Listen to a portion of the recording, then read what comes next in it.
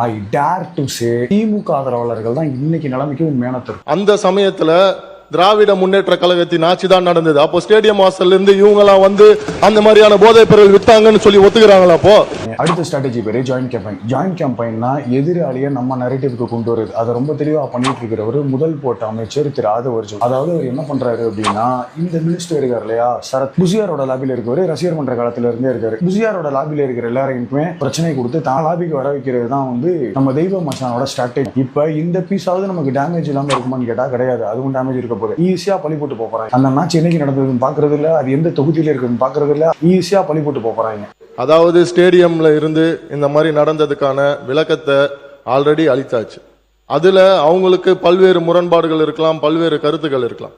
அப்படி இவங்க சொல்றாங்கன்னா, அந்த சமயத்துல திராவிட முன்னேற்ற கழகத்தின் ஆட்சி தான் நடந்தது. அப்போ ஸ்டேடியம் வாசல்ல இருந்து இவங்கெல்லாம் வந்து அந்த மாதிரியான போதைப் பொருள் வித்தாங்கன்னு சொல்லி ஒத்துக்கிறாங்களா? அப்போ